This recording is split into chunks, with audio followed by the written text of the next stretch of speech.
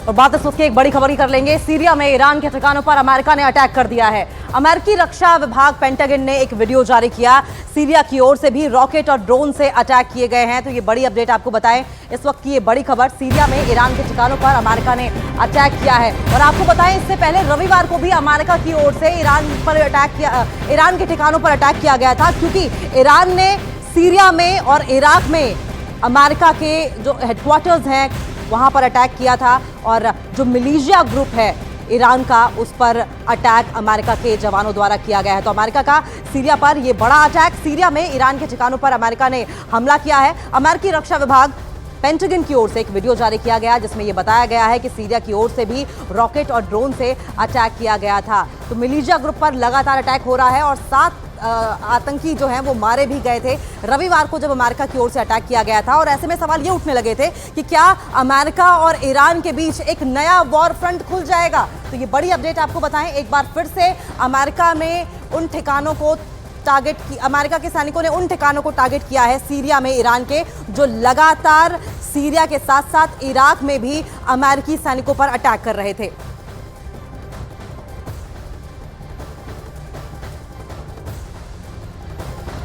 और एक और बड़ी अपडेट आपको बताएं, इजराइल ने गाजा में हमलों की रफ्तार बढ़ा दी है और हमास के खिलाफ अपनी जंग को अगले लेवल पर ले जाने की कोशिश कर रहा है। इजराइल के हमलों से गाजा में कोहराम मचा हुआ है, लेकिन इन सबके बीच इजराइल की सेना ने अल शाती कैंप पर भीषण हमले करके उस पर कब्जा कर लिया है। जंग की शुरुआत से ही अल शाती कैंप का इस्तेमाल हमास कमांडर सेंटर के तौर पर करता आया था। और यही नहीं, 7 अक्टूबर को इजराइल पर हुए हमले की प्लानिंग उसी कैंप में की गई थी। लेकिन अब उस कैंप पर इजराइल का कब्जा है या नहीं, हमास के लड़ाके डरकर दक्षिणी गाजा भाग गए हैं।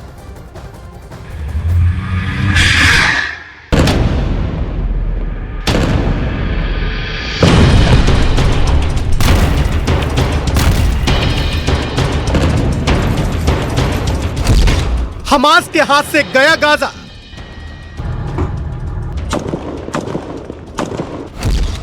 इजराइल ने दी हमास को सबसे बड़ी चोट।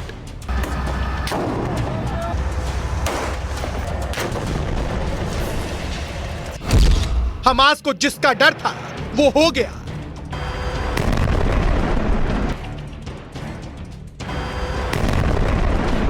हमास पर इजराइल की सेना ने ऐसा प्रहार किया कि उसकी कमर ही टूट गई। इजराइल की सेना ने गाजा के सबसे बड़े कैंप अल शाती कैंप पर कब्जा कर लिया।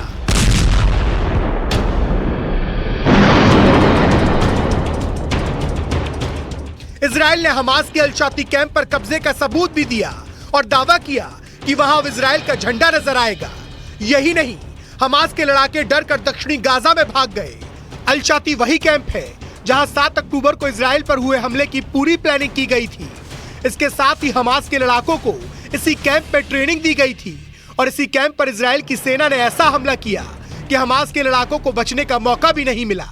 इजराइल की सेना के मुताबिक उसके 162वीं डिवीजन ने इस फतह को अंजाम दिया।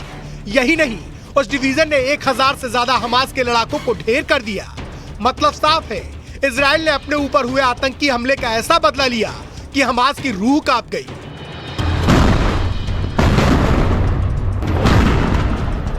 इजराइल की सेना ने अपनी इस जमीनी कार्रवाई की पूरी जानकारी दी। वो गाजा में कहां से घुसी और अल शाती कैंप तक कैसे पहुंची, उसका एक मैप भी जारी किया, जिसके मुताबिक इजराइल की सेना की नाहल ब्रिगेड ने अताता के रास्ते गाजा में एंट्री की। उसके बाद Israeli force post 17, Safina post, military quarter, बदर पोस्ट, रंतसी अस्पताल और शिफा अस्पताल के करीब अल शाती कैंप तक पहुंची और फिर वहां बड़ा हमला कर उस इलाके पर भी कब्जा कर लिया, जिससे हमास की रातों रात नींद उड़ गई, क्योंकि इजराइल की सेना ने चुन चुनकर हमास के सैकड़ों ठिकानों को उड़ा डाला। जंग के 40वें दिन भी इजराइल ने हमास के ठिकानों की बर्बादी का सिलसिला जारी रखा। अस्पताल हो या स्कूल, मस्जिद हो या रिहायशी इलाका, इजराइल ने हर उस जगह पर बम बरसाए जहां उसे हमास का ठिकाना होने का शक था। इजराइल की सेना ने एक वीडियो भी जारी किया जिसमें हमास का हथियारों का अड्डा नजर आया। हमास के उस अड्डे में कई रॉकेट, हवाई हमले में इस्तेमाल होने वाले बम, बंदूक नजर आई, जिसके बाद इजराइल की सेना ने यहां मिले विस्फोटकों को उड़ा दिया।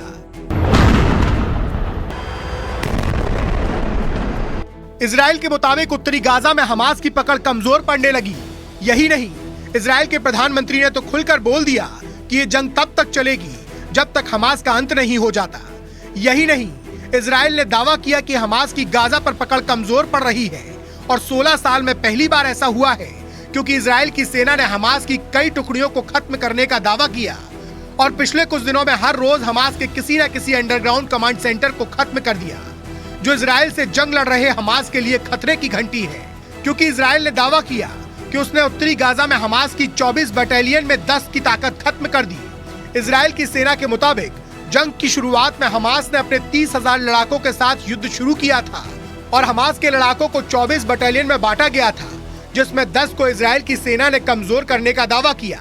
यानी कि इजराइल ने डंके की चोट पर संकेत देने शुरू कर दिए कि वो उत्तरी गाजा में जीत के करीब पहुंच चुका है, या यूं कहें कि इजराइल का गाजा को 2 टुकड़ों में बांटने का प्लान सफल हो गया है। क्योंकि इजराइल के रक्षा मंत्री ने दावा किया कि हमास के लड़ाके उत्तरी गाजा से दक्षिणी गाजा की ओर भाग रहे हैं, जबकि इसके पहले इजराइल ने गाजा में आम लोगों को उत्तरी गाजा छोड़कर दक्षिणी गाजा में जाने की सलाह दी थी, जिसके लिए इजराइल ने ह्यूमन कॉरिडोर तक बनाया था, जिनसे होकर गाजा के आम लोग उत्तर से दक्षिण की ओर निकले थे। लेकिन इजराइल ने दावा किया कि अब हमास के लड़ाके भी दक्षिण की ओर भाग रहे हैं। यानी गाजा को 2 टुकड़ों में बांटकर जंग लड़ने का प्लान कामयाब होता दिखाई दे रहा है, क्योंकि इजराइल जंग के पहले दिन से कह रहा है कि गाजा के आम लोग उत्तर से दक्षिण की ओर चले जाएं। माना जा रहा है कि ऐसा इजराइल ने सोचे समझे प्लान के तहत किया, क्योंकि उत्तरी गाजा की सीमा इजराइल से लगती है, जबकि दक्षिणी गाजा की सीमा इजराइल से नहीं बल्कि मिस्र से लगती है और रफाह बॉर्डर यहीं पर है।